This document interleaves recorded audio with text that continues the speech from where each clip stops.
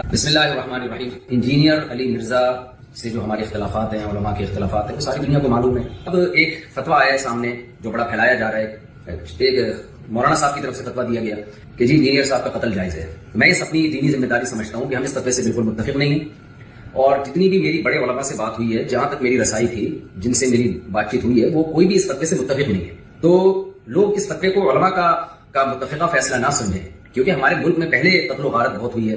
یہ شرعاً کسی کو اجازت نہیں ہے اس کی کہ کسی بھی شخص کو اٹھ کے وہ قتل کر دے۔ انسانی جان کا قتل، چاہے وہ کسی بھی مسلک سے ہو، کسی بھی فرقے سے ہو، کسی بھی مذہب سے ہو، ہم اس کا قتل جائز نہیں سمجھتے۔ پاکستان میں قانون بنا ہوا ہے کہ کوئی بھی صحابہ کرام کی بے ادبی کرتا ہے یا گستاخی کرتا ہے تو قانون بنا ہوا ہے۔ تو یہ سپریم کورٹ کا کام ہے، ہائی کورٹ کا کام ہے، جج کا کام ہے کہ وہ یہ فیصلہ کرے کہ کون گستاخ ہے اور کون گستاخ نہیں ہے، اور اس دیش کے جو بھی پاکستان کا لا ہے، قانون ہے، وہ نافذ ہونا چاہیے۔ لیکن یہ جو ایک فتویٰ دیا گیا ہے کہ جی اٹھ کے قتل کر دیا جائے، یہ بالکل ٹھیک نہیں ہے۔ میرے بیسیوں اختلافات ہیں انجینئر علی مرزا سے، میرے کیا اہل سنت والجماعت کے علماء انجینئر علی مرزا کے عقائد کو درست نہیں سمجھتے، لیکن قتل و غارت کے فتوے دینا، انسانی جان غیر محفوظ ہو جائے ہمارے ملک میں، یہ بالکل جائز نہیں ہے۔ ہم اس کی پرزور مذمت کرتے ہیں اور اس کو علماء کا فتویٰ نہ سمجھا جائے۔ ایسا نہ ہو کل کوئی سرفرا اٹھے اور کسی انسان کو قتل کر دے گستاخی کی بیس پہ، بے ادبی کی بیس پہ، تو یہ بالکل غلط ہے۔ ہم اس کی بھرپور طریقے سے مذمت کرتے ہیں، اور علماء بھی، جہاں تک میری رسائی علماء سے ہوئی ہے، وہ بھی اس عمل کو جائز نہیں سمجھتے۔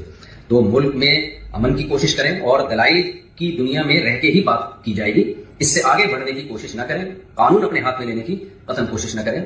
یہ جو ریسنٹلی فتویٰ آیا اور سوشل میڈیا پہ پھیلایا جا رہا ہے، بالکل غلط ہے۔ قرآن و سنت کی روشنی میں اس فتوے کا کوئی سر نہیں بنتا، اور وہ پھر یہ ہے کہ ذرا سی کسی کی بات زبان سے کوئی لفظ نکلتا ہے نا، لوگ اس کو پکڑ لیتے ہیں۔ جنید جمشید کے ساتھ ہوا، مولانا طارق صاحب کے ساتھ ہوا، اور سیالکوٹ کا جو واقعہ ہوا تھا، ہم تو یہ جو واقعات تھے ان کے زخم ابھی چاٹ رہے تھے کہ جناب ایک اور فتویٰ مارکیٹ میں آ گیا کہ جی فلاں کو قتل کر دیا جائے۔ یہ بالکل درست نہیں ہے۔ تو خدا جو مذہبی لوگ ہیں وہ جنون کی حد تک آگے بڑھنے کی کوشش نہ کریں، پاکستان کا، اسلام کا امیج دنیا میں خراب کرنے کی کوشش نہ کریں، اس سے ملک میں نقصان ہوگا اور قتل و غارت کا میدان گرم ہوگا۔ تو بالکل غلط ہے۔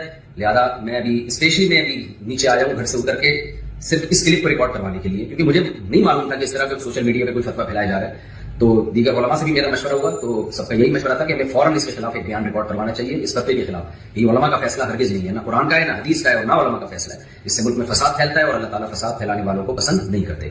تو ملک میں ہر ایک کی جان محفوظ ہونی چاہیے، چاہے وہ کسی بھی مسلک سے اس کا تعلق ہو، یا کسی بھی فرقے سے، یا کسی بھی مذہب سے، کوئی بھی رائے۔ دلائل کی دنیا میں آپ ضرور ڈیبیٹ کریں، دلائل کی دنیا میں آپ ضرور ایک دوسرے کو چیلنج دیں، اور اگر آپ سمجھتے ہیں کہ کسی نے کوئی کام ایسا کیا ہے جو آئین کے خلاف ہے، اسلام کے خلاف ہے، تو لا کے ذریعے اس میں پنشمنٹ کی کوشش کی جائے، قانون کا سہارا لیا جائے۔ جج فیصلہ کرے گا کہ کیا سزا بنتی ہے یا نہیں بنتی۔ اللہ تعالیٰ ہمارے ملک کو ہر قسم کی اندرونی اور بیرونی سازشوں سے پاک فرمائے، اور اس شر سے اللہ تعالیٰ ہمارے کنٹری کو محفوظ فرمائے، اور عالم اسلام میں محبت اور اتحاد پیدا فرمائے، اور ہماری سب کی جانوں کو اللہ تعالیٰ محفوظ فرمائے، اور یہ جو مذہبی شدت پسندی ہے، اس شدت پسندی سے اللہ تعالیٰ ہم سب کی حفاظت فرمائے۔ جہلم والی سرکار کو چاہیے کہ خود بھی اور اپنے مریدوں کو بھی بولیں کہ اتنا آگے نکلنے کی کوشش نہ کریں۔ ہم نہیں کہہ رہے کہ ہم بہت بڑے عالم ہیں یا ہمیں سب پتہ ہے، لیکن ہم اتنے خالی نہیں ہیں جتنا جہلم والی سرکار اور ان کے مریدین ہمیں سمجھتے ہیں۔ اور ابھی میرا ایک کلپ آنے والا ہے قریب عدالتی خلا پہ، کیونکہ عدالتی خلا ان کا لیٹسٹ کلپ آیا، اس میں کہا ہے کہ یہ کراچی کے مفتی بول رہے ہیں کہ جج صرف اپنی بیوی کو طلاق دے سکتا ہے، دوسروں کی بیوی کو نہیں دے سکتا۔ بھائی پھر آ گئے نا، اسٹائل ہے۔ مجھے بتایا مردوں نے کہ ہماری بیوی نے انجینئر صاحب کا کلپ سنا ہے، 5 بچوں کے بعد جا کے عدالت سے خلا لے رہی ہے وہ، اور کہہ رہی میرے پاس بھی حق ہے کیونکہ اس کو وسیم پسند آ گیا۔ اب جہلم والی سرکار یہ کہتی ہے کہ حرام ہے ایسے خلا لینا، لیکن ہو جائے گا۔ بھائی جب اس کو بندہ پسند آ گیا نا تو پھر حلال حرام نہیں دیکھا جاتا۔ عشق جب بھوت سوار ہوتا ہے نا تو پھر اچھے پھسل جاتے ہیں۔ یہ ہم ججوں کے غلام اور لونڈیاں ہیں کہ جج ہماری بیوی کو بھی جب چاہے طلاق دے دے، ایسا تھوڑی ہے۔ لوگ اس کو فالو کر رہے ہیں، لوگ کہہ رہے ہیں بھائی یہ تو حوالے تو دے رہے ہیں نا۔ میں کہہ رہا ہوں یہ مفتی تھوڑی ہے، مفتی صاحب چھوڑو اس کو، کون مفتی کون عالم، ریفرنسز تو دے رہا ہے نا، یہ لوگوں کی دلیل ہوتی ہے۔ میں کہتا ہوں وہ ریفرنسز عربی میں اس کا اردو ترجمہ صحیح ہے یا غلط ہے یہ آپ کو پتا ہے؟ کہہ رہے ہیں بھائی ترجمہ تو لکھا ہوا ہے نا، پھر وہ نیٹ سے ہٹوا دو ترجمہ۔ ہم وزیر اعظم نہیں بنا سکے 1 مہینے تک، جو ہمارے لیے ترجمے سے زیادہ ضروری ہے، تو ہم وہاں سے کہاں سے ہٹوا دیں؟ تو کہہ رہے نہیں حوالے کا کیا ہوگا، وہ جو حوالے دے رہا ہے۔ میں کہہ رہا تھا بھائی جہلم گیا تھا تو میرے سامنے دے دیتا نا حوالے۔ کہہ رہے نہیں کوئی حکمت ہوگی نہیں آئے، تو میں نے کہا بلایا، کہہ رہے غلطی ہو گئی بلایا آپ کو نہیں آیا، حوالے تو ہے نا۔ علمی میرے اعصاب اتنے مضبوط ہیں کہ یہ زمین و آسمان کے سارے مولوی مل کے مرے ہوئے زندہ سامنے آ جائیں، تمہارے مرے ہوئے بزرگ اور زندہ بزرگ ان کے سارے دلائل فیل ہو گئے جس بندے کے سامنے، اسے تیاری کرنے کی ضرورت ہے۔ تو میں سورہ فاتحہ اتنی روانگی کے ساتھ نہیں آتی جس طرح مجھے قرآن و سنت کے دلائل ازبر یاد ہے، الحمدللہ۔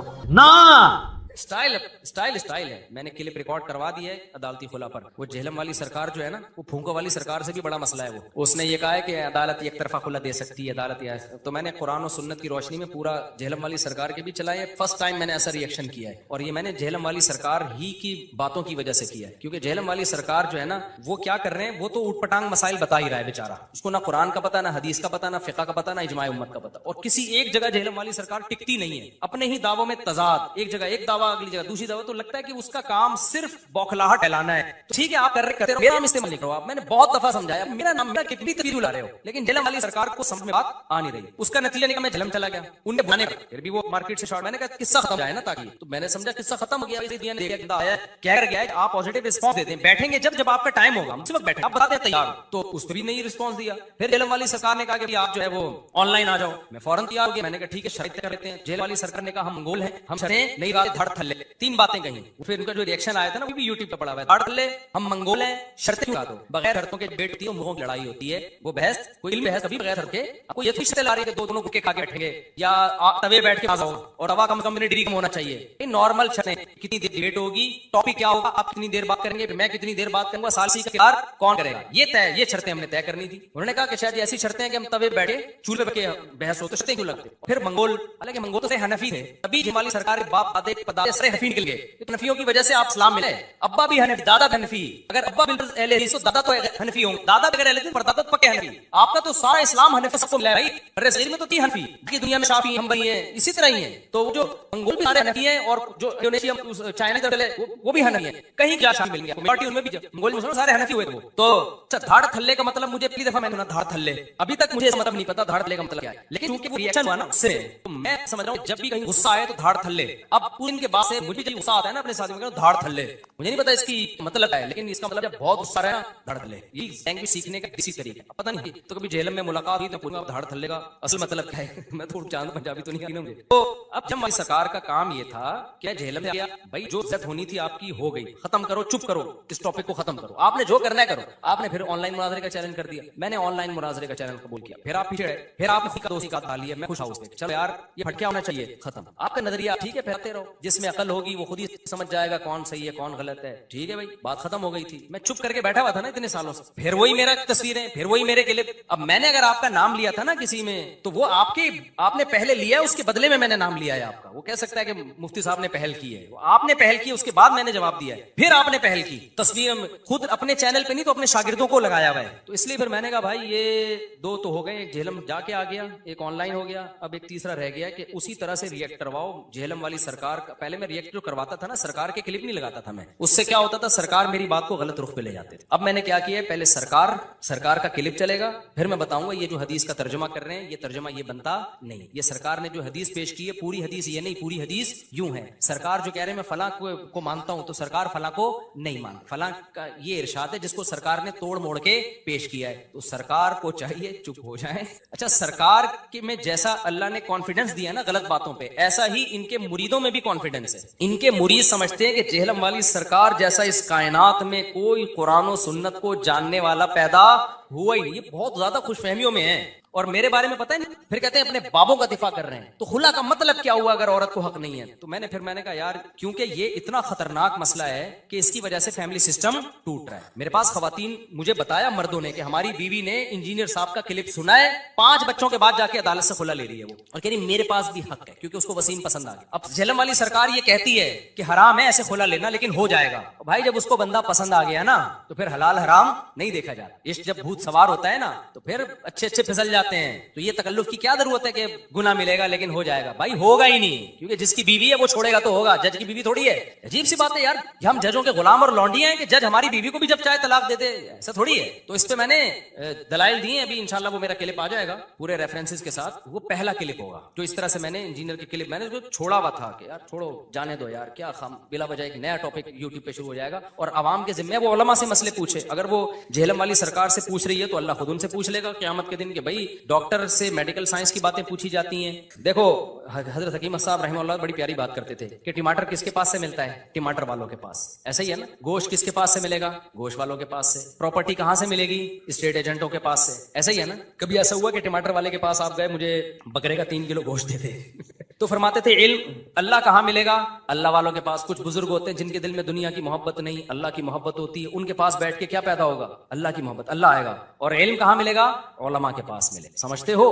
جنہوں نے، اور ان میں ہر ایک پراپر وے میں چل کے نالج حاصل کی ہو تو ہوگا. ڈاکٹر کس کو کہتے ہیں؟ میڈیکل سائنس کا ماہر، چند کتابیں پڑھ کے نہیں ہوتا، پراپر وے میں علم حاصل کیا ہو. حکیم کسے کہتے ہیں؟ پراپر وے میں حکمت کا علم حاصل کیا ہو. ہومیوپیتھک ڈاکٹر کون ہوتا ہے؟ پراپر وے میں باقاعدہ اس نے کورس کیا ہو، سلیبس ہے، نصاب ہے، اس میں عربی گرامر ہے، اس میں فقہ ہے، اس میں حدیث ہے، اجماع امت ہے، فقہا کے اختلافات ہیں، ان اختلافات میں ہر ایک کے پاس کیا کیا دلیل ہے، اس کا مذاکرہ ہے، اس کا بحث مباحثہ ہے. اس کے بعد انسان اینالائز کرتا ہے، پھر ہر مسئلے کو اس کی ویلیو دیتا ہے. عمل کے لیے کوئی اختیار کرتا ہے اور باقی جس کی جو ویلیو ہے وہ اس کو دیتا ہے. تو یہ پورا ایسے تھوڑی اٹھ کے یار کوئی بھی اٹھ جائے اور جناب وہ جا کے فتویٰ دینا شروع کر دے. تو میں سوچتا تھا ہمیں کیا بولنے کی ضرورت ہے بھائی، ہمارے اور بھی کام اتنے، تو ان کے پاس تو ٹائم بہت ہے نا. ایک ہفتہ یہی ایک ہی ٹاپک پہ تیاری ہوتی رہتی. میرے تو صبح جامعۃ الہند میں پڑھاتا ہوں میں، پھر اس کے علاوہ میرے بیانات جو اصلاحی بیان ہیں، لوگوں کو زنا سے روکنا، گھروں میں جو مسائل کھڑے ہو رہے ہیں، ہر طرح کے مسائل نا، 20 قسم کے لوگ صبح شام مسائل پوچھ رہے ہوتے ہیں. تو میرے پاس ٹائم کہاں تھا، لیکن بہت زیادہ ہو گیا. میں نے کہا یار ابھی خلا میں بھی یہ مسئلہ کر دیا، اتنا بڑا مسئلہ، زنا کے دروازے آپ لوگوں کے لیے کھول رہے ہو، اور ایسا اجماعی مسئلہ جس میں کسی کا اختلاف ہی نہیں ہے، اس میں آپ لوگوں کو اتنا مس گائیڈ کر رہے ہو، اور عملی طور پر اس کی خرابیاں بھی سامنے آنا شروع ہو گئی ہیں. لوگ اس کو فالو کر رہے ہیں. لوگ کہہ رہے ہیں بھائی یہ تو حوالے تو دے رہے ہیں نا. میں کہہ رہا ہوں یہ مفتی تھوڑی ہے، مفتی صاحب چھوڑو اس کو، کون مفتی کون عالم، ریفرنسز تو دے رہا ہے نا. یہ لوگوں کی دلیل ہوتی ہے. میں کہتا ہوں وہ ریفرنسز عربی میں، اس کا اردو ترجمہ صحیح ہے یا غلط ہے یہ آپ کو پتا ہے؟ کہہ رہے ہیں بھائی ترجمہ تو لکھا ہوا ہے نا، پھر وہ نیٹ سے ہٹوا دو ترجمہ. ہم وزیر اعظم نہیں بنا سکے 1 مہینے تک، جو ہمارے لیے ترجمے سے زیادہ ضروری ہے، تو ہم وہاں سے کہاں سے ہٹوا دیں؟ آج ایک ڈاکٹر صاحب نے کہا کہ یوٹیوب پہ نا ایک 2 نمبر ڈاکٹر ہے، 2 نمبر، کتنا لوگوں کو مس گائیڈ کر رہا ہے وہ. انہوں نے کہا وہ ڈاکٹر ہے ہی نہیں، کتنا غلط گائیڈ کر رہا ہے. میں نہیں بتاؤں گا کیا، کیونکہ جن لوگوں کا کام ہے وہ کر نہیں رہے تو ہم تھوڑی کر سکتے ہیں کام. تو میں نے کہا بھائی آپ کیس کریں. کہہ رہے کون کیس کرے؟ گورنمنٹ خود انوالو ہے اس میں، بھتا جا رہا ہے ان کے پاس، پیسہ جا رہا ہے ان کے پاس، تو خود وہ جو ہے نا گورنمنٹ سپورٹ کر رہی ہوتی ہے. جو گورنمنٹ میں 2 نمبر لوگ ہوتے ہیں وہ خود سپورٹ کر رہے ہوتے ہیں. تو ہم کیا کر سکتے ہیں بھائی، ہمارے ہاتھ بندھے ہوئے ہیں. تو سعودی عرب میں ہوتا نا تو فوراً کیس ہو جاتا، بھائی آپ پراپر وے میں علم حاصل نہیں کیا، آپ کو کیسے کس نے فتویٰ دینے کی اجازت دی ہے؟ تو آپ بیٹھ جاؤ آرام سے. سعودی عرب میں یا کسی غیر مسلم کنٹری میں، میں جب مسقط گیا نا تو میرے مسقط والوں نے بیان رکھوائے وہاں. تو وہاں ایسی اندھیر نگری نہیں ہے، جو بھی جائے بیان کرنا شروع کر. تو وہاں کی گورنمنٹ کو انہوں نے کہا کہ یہ بیان کر، گورنمنٹ نے کہا اس کی کیا دلیل ہے کہ یہ عالم ہے؟ تو پراپر وے میں علم حاصل کیا ہے؟ انہوں نے کہا ہاں. انہوں نے کہا سرٹیفکیٹ لے کر آؤ. تو ہمارے جامعۃ الرشید سے جہاں جہاں اداروں سے میں نے پڑھا سارے سندیں اٹھا کے ہم نے بھیجی ہیں. انہوں نے اس کی تصدیق کی، اس کے بعد مجھے پرمیشن ملی ہے وہاں بیان کرنے. پھر بھی میں نہیں کہہ رہا کہ جو بھی سرٹیفائڈ عالم ہوتے ہیں وہ سارے صحیح بھی ہوتے ہیں، غلط بھی ہوتے ہیں، 2 نمبر بھی ہوتے ہیں. لیکن 2 نمبروں کی وجہ سے یہ تو نہیں کہ اب دین کا علم آپ علماء کے علاوہ عام لوگوں سے حاصل کر لیں. 2 نمبر ڈاکٹروں کی وجہ سے آپ یہ کہو کہ اب ہم علاج میکینک سے کروائیں گے. بھائی 2 نمبر ڈاکٹر اگر ہوتے ہیں تو 1 نمبر کے پاس جاؤ آپ، لیکن علاج تو ڈاکٹروں ہی سے ہوگا نا. تو یہ بات لوگوں کو اصول سمجھ میں نہیں آ رہا. تو کہہ رہے نہیں حوالے کا کیا ہوگا، وہ جو حوالے دے رہا ہے. میں کہہ رہا تھا بھائی جہلم گیا تھا تو میرے سامنے دے دیتا نا حوالے. کہہ رہے نہیں کوئی حکمت ہوگی نہیں آئے. تو میں نے کہا بلایا، کہہ رہے غلطی ہو گئی بلایا آپ کو نہیں آیا. حوالے تو ہے نا. میں نے ساتھیوں سے مشورہ کیا، میں نے کہا انجینئر صاحب چپ بھی نہیں ہو رہے ہیں، ہمارا نام بھی ہر جگہ استعمال کر رہے ہیں، اور ان کے فینس جو ہیں ہماری تصویریں لگا بھی رہے ہیں، اور پھر میرے پاس ٹائم نہیں ہے، لیکن امیج میسج بہت برا جا رہا ہے. میری بدنامی نہیں ہے، بدنامی علماء کی ہو رہی. اور جو عوام اس میں، ان صاحب نے کہا نا میری بیوی خلا لے رہی ہے، تو اس کا یہ جذبات تھے گویا مجھے برا کہہ رہا ہوں کہ اللہ آپ سے پوچھے گا قیامت کے دن آپ لوگ کیوں ریکارڈ نہیں کرواتے، کیوں اس کا جواب نہیں دیتے. پر میں نے کہا یار خلا پہ تو کرو. تو میں نے ابھی خلا پہ ریکارڈ کروا دیا ہے، ریکارڈنگ ہو چکی ہے، 1-2 دن میں انشاءاللہ اپلوڈ ہو جائے گا. آپ لوگ اس میں دلائل سے پہلی دفعہ میں نے اس طرح سے ریئیکشن کروایا. اس میں انشاءاللہ آپ کو اندازہ ہو جائے گا کہ کون بابوں کا علم جانتا ہے اور کون قرآن و سنت کا علم جانتا ہے. سمجھتے ہو کہ نہیں سمجھتے؟ میرا دل نہیں چاہ رہا تھا انجینئر صاحب سے میں الجھوں تو، لیکن انجینئر صاحب نہیں چپ ہو گئے. وہ اپنی حدود سے تجاوز. اور میں یہ نہیں کہہ رہا انجینئر سارے کام ہی غلط کیے ہیں، کچھ کام صحیح بھی کیے ہیں. بھائی بدعتیوں کے خلاف بہت اچھا کام کیا انجینئر صاحب نے، تو وہ کرتے رہتے، بہت ہم بھی اپریشیٹ کرتے، کہتے شاباش قدم بڑھاؤ، اچھی بات ہے، ٹھیک ہے نا. آپ نے تو اور ہی زیادہ جا کے جو ہے نا اپنی ایکسٹریم لیول پہ آپ چلے گئے اور 1 مین شو بننے کی کوشش کر رہے ہو. آپ کے ساری سب کچھ آپ ہی کو پتا ہے، باقی سارے کیا کھا رہے ہیں، گھاس کھا رہے ہیں، باقی سب پتہ ہی نہیں ہے. تو ایسا نہیں. قیصر راجہ صاحب نے کیا انجینئر کے خلاف، تو وہ بھی ہمارے کھاتے میں ڈال دی، ان کو مولوی پٹیاں پڑھا رہے ہیں. تو مولویوں سے آپ کو اتنی نفرت ہے یار. جو آدمی مولوی نہیں ہے وہ گواہی دے رہا ہے کہ بھائی انجینئر نے یہاں خیانت کی ہے، تو بجائے دلائل سے اس کا جواب دینے کے وہ بھی کس کے کھاتے میں ڈالا جا رہا ہے، ہمیں برا بھلا کہا جا رہا ہے. یہ جامعۃ الرشید آئے اور ان کے ان مولوی سے، اللہ کی قسم ہم نے تو انجینئر کو قیصر راجہ کو کچھ نہیں کہا کہ آپ انجینئر کے خلاف کام کرو اور آپ جو ہے یہ کرو. ہمیں بھائی جو کر رہا ہے کرے، نہیں کرنا ہے نہیں کرو، ہمارا تو اپنے مسائل اتنے ہیں. بسم اللہ الرحمن الرحیم. انجینئر علی مرزا سے جو ہمارے اختلافات ہیں، علماء کے اختلافات ہیں، وہ ساری دنیا کو معلوم ہے. اب ایک فتویٰ آیا ہے سامنے جو بڑا پھیلایا جا رہا ہے. ایک مولانا صاحب کی طرف سے فتویٰ دیا گیا کہ جی انجینئر صاحب کا قتل جائز ہے. میں اس اپنی دینی ذمہ داری سمجھتا ہوں کہ ہم اس فتوے سے بالکل متفق نہیں ہیں، اور جتنی بھی میری بڑے علماء سے بات ہوئی ہے، جہاں تک میری رسائی تھی، جن سے میری بات چیت ہوئی ہے، وہ کوئی بھی اس فتوے سے متفق نہیں ہے. تو لوگ اس فتوے کو علماء کا متفقہ فیصلہ نہ سمجھیں، کیونکہ ہمارے ملک میں پہلے قتل و غارت بہت ہوئی ہے. یہ شرعاً کسی کو اجازت نہیں ہے اس کی کہ کسی بھی شخص کو اٹھ کے وہ قتل کر دے. انسانی جان کا قتل، چاہے وہ کسی بھی مسلک سے ہو، کسی بھی فرقے سے ہو، کسی بھی مذہب سے ہو، ہم اس کا قتل جائز نہیں سمجھتے. پاکستان میں قانون بنا ہوا ہے کہ کوئی بھی صحابہ کرام کی بے ادبی کرتا ہے یا گستاخی کرتا ہے تو قانون بنا ہوا ہے. تو یہ سپریم کورٹ کا کام ہے، ہائی کورٹ کا کام ہے، جج کا کام ہے کہ وہ یہ فیصلہ کرے کہ کون گستاخ ہے اور کون گستاخ نہیں ہے. اور اس دیش پہ جو بھی پاکستان کا لا ہے، قانون ہے، وہ نافذ ہونا چاہیے. لیکن یہ جو ایک فتویٰ دیا گیا ہے کہ جی اٹھ کے قتل کر دیا جائے، یہ بالکل ٹھیک نہیں ہے. میرے 20 اختلافات ہیں انجینئر علی مرزا سے، میرے کیا اہل سنت والجماعت کے علماء انجینئر علی مرزا کے عقائد کو درست نہیں سمجھتے. لیکن قتل و غارت کے فتوے دینا، انسانی جان غیر محفوظ ہو جائے ہمارے ملک میں، یہ بالکل جائز نہیں ہے. ہم اس کی پرزور مذمت کرتے ہیں اور اس کو علماء کا فتویٰ نہ سمجھا جائے. ایسا نہ ہو کل کوئی سرفرا اٹھے اور کسی انسان کو قتل کر دے گستاخی کی بیس پہ، بے ادبی کی بیس پہ. تو یہ بالکل غلط ہے. ہم اس کی بھرپور طریقے سے مذمت کرتے ہیں اور علماء بھی، جہاں تک میری رسائی علماء سے ہوئی ہے، وہ بھی اس عمل کو جائز نہیں سمجھتے. تو ملک میں امن کی کوشش کریں اور دلائل کی دنیا میں رہ کے ہی بات کی جائے گی. اس سے آگے بڑھنے کی کوشش نہ کریں، قانون اپنے ہاتھ میں لینے کی قطعاً کوشش نہ کریں. یہ جو ریسنٹلی فتویٰ آیا ہے اور سوشل میڈیا پہ پھیلایا جا رہا ہے، بالکل غلط ہے. قرآن و سنت کی روشنی میں اس فتوے کا کوئی سر نہیں بنتا. اور وہ پھر یہ ہے کہ ذرا سی کسی کی بات زبان سے کوئی لفظ نکلتا ہے نا، لوگ اس کو پکڑ لیتے ہیں. جنید جمشید کے ساتھ ہوا، مولانا طارق صاحب کے ساتھ ہوا، اور سیالکوٹ کا جو واقعہ ہوا تھا، ہم تو یہ جو واقعات تھے ان کے زخم ابھی چاٹ رہے تھے کہ جناب ایک اور فتویٰ مارکیٹ میں آ گیا کہ جی فلاں کو قتل کر دیا جائے. یہ بالکل درست نہیں ہے. تو خدا را جو مذہبی لوگ ہیں وہ جنون کی حد تک آگے بڑھنے کی کوشش نہ کریں. پاکستان کا، اسلام کا امیج دنیا میں خراب کرنے کی کوشش نہ کریں. اس سے ملک میں نقصان ہوگا اور قتل و غارت کا میدان گرم ہوگا. تو بالکل غلط ہے. لہذا میں ابھی نیچے آیا ہوں گھر سے اتر کے صرف اس کلپ کو ریکارڈ کروانے کے لیے، کیونکہ مجھے نہیں معلوم تھا کہ اس طرح کا سوشل میڈیا پہ کوئی فتویٰ پھیلایا جا رہا ہے. تو دیگر علماء سے بھی میرا مشورہ ہوا، تو سب کا یہی مشورہ تھا کہ ہمیں فوراً اس کے خلاف ایک بیان ریکارڈ کروانا چاہیے، اس فتوے کے خلاف. یہ علماء کا فیصلہ ہرگز نہیں ہے، نہ قرآن کا ہے، نہ حدیث کا ہے، اور نہ علماء کا فیصلہ ہے. اس سے ملک میں فساد پھیلتا ہے اور اللہ تعالیٰ فساد پھیلانے والوں کو پسند نہیں کرتے.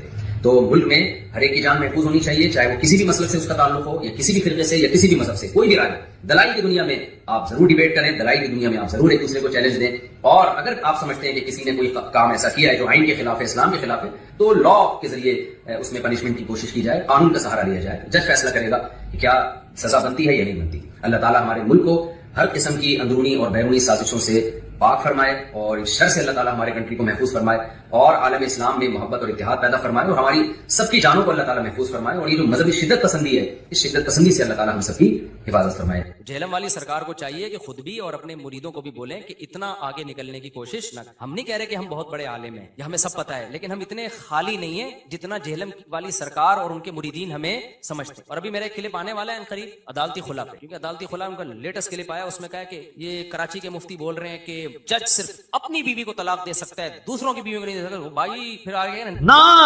اسٹائل ہے. مجھے بتایا مردوں نے کہ ہماری بیوی نے انجینئر صاحب کا کلپ سنا ہے، 5 بچوں کے بعد جا کے عدالت سے کھلا لے رہی ہے وہ، اور کہہ رہی میرے پاس بھی حق ہے کیونکہ اس کو وسیم پسند آ گیا. اب جہلم والی سرکار یہ کہتی ہے کہ حرام ہے ایسے کھلا لینا، لیکن ہو جائے گا. بھائی جب اس کو بندہ پسند آ گیا نا تو پھر حلال حرام نہیں دیکھا جاتا. عشق جب بھوت سوار ہوتا ہے نا تو پھر اچھے پھسل جاتے ہیں. کہ ہم ججوں کے غلام اور لونڈیاں ہیں کہ جج ہماری بیوی کو بھی جب چاہے طلاق دے دے؟ ایسا تھوڑی ہے. لوگ اس کو فالو کر رہے ہیں، لوگ کہہ رہے ہیں بھائی یہ تو حوالے تو دے رہے ہیں نا. میں کہہ رہا ہوں یہ مفتی تھوڑی ہے، مفتی صاحب چھوڑو اس کو، کون مفتی کون عالم، ریفرنسز تو دے رہا ہے نا. یہ لوگوں کی دلیل ہوتی ہے. میں کہتا ہوں وہ ریفرنسز عربی میں اس کا اردو ترجمہ صحیح ہے یا غلط ہے یہ آپ کو پتا ہے؟ کہہ رہے ہیں بھائی ترجمہ تو لکھا ہوا ہے نا، پھر وہ نیٹ سے ہٹوا دو ترجمہ. ہم وزیر اعظم نہیں بنا سکے 1 مہینے تک جو ہمارے لیے ترجمے سے زیادہ ضروری ہے، تو ہم وہاں سے کہاں سے ہٹوا دیں؟ تو کہہ رہے نہیں حوالے کا کیا ہوگا، وہ جو حوالے دے رہا ہے. میں کہہ رہا تھا بھائی جہلم گیا تھا تو میرے سامنے دے دیتا نا حوالے. کہہ رہے نہیں کوئی حکمت ہوگی نہیں آئے. تو میں نے کہا بلایا، کہہ رہے غلطی ہو گئی بلایا آپ کو نہیں آیا. حوالے تو ہے نا. علمی میرے اعصاب اتنے مضبوط ہیں کہ یہ زمین و آسمان کے سارے مولوی مل کے مرے ہوئے زندہ سامنے آ جائیں. تمہارے مرے ہوئے بزرگ اور زندہ بزرگ ان کے سارے دلائل فیل ہو گئے جس بندے کے سامنے، اسے تیاری کرنے کی ضرورت نہیں ہے. تو میں سورہ فاتحہ اتنی روانگی کے ساتھ نہیں آتی جس طرح مجھے قرآن و سنت کے دلائل ازبر یاد ہے. الحمدللہ نا اسٹائل ہے. میں نے کلپ ریکارڈ کروا دی ہے عدالتی خلا پر. وہ جہلم والی سرکار جو ہے نا، وہ پھونکو والی سرکار سے بھی بڑا مسئلہ ہے. وہ اس نے یہ کہا ہے کہ عدالت ایک طرفہ خلا دے سکتی ہے عدالت.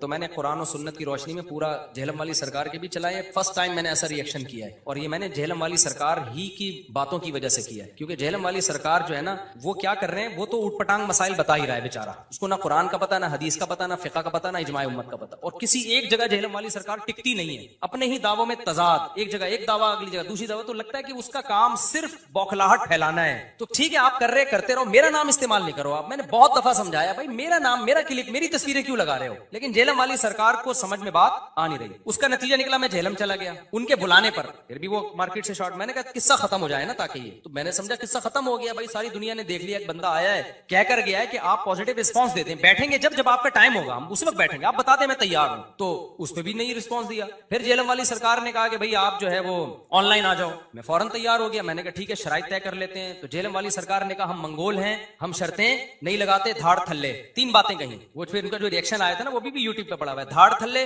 हम मंगोल हैं, शर्तें क्यों लगाते हो। बगैर शर्तों के जब डिबेट होती है तो मुर्गों की लड़ाई होती है। वो बहस, कोई इल्मी बहस कभी बगैर शर्तों के, हम कोई ये थोड़ी शर्तें लगा रही है कि दोनों गुटके खा के बैठेंगे या तवे पे बैठ के मुनाजरा होगा, और तवा कम से कम इतनी डिग्री गर्म होना चाहिए। भाई नॉर्मल शर्तें कि कितनी देर डिबेट होगी, टॉपिक क्या होगा, आप कितनी देर बात करेंगे, फिर मैं कितनी देर बात करूंगा, सालिसी का किरदार कौन करेगा, ये शर्तें हमने तय करनी थी। उन्होंने कहा कि शायद ऐसी शर्तें हैं कि हम तवे पे बैठ के, चूल्हे पे बैठ के बहस होगी, तो शर्तें क्यों लगाते। और फिर मंगोल, हालांकि मंगोल तो सारे हनफी थे, तभी झेलम वाली सरकार के बाप दादे परदादे सारे हनफी निकलेंगे। ये तो हनफियों की वजह से आपको इस्लाम मिला है, अब्बा भी हनफी, दादा भी हनफी। अगर अब्बा बिलफर्ज अहले हदीस है तो दादा तो हनफी होंगे, दादा भी अगर अहले हदीस तो परदादा तो पक्के हनफी। आपका तो सारा इस्लाम हनफियों से आपको मिला है भाई। बर्रे सगीर में तो थे ही हनफी, बाकी दुनिया में शाफी हैं, हम्बली हैं, इसी तरह ही हैं। तो वो जो मंगोल भी सारे हनफी हैं, और जो इंडोनेशिया चाइना की तरफ चले गए वो भी हनफी हैं। कहीं कहीं जाके शाफी मिलेंगे आपको, मेजॉरिटी उनमें भी मंगोल जब मुसलमान सारे हनफी हुए थे वो।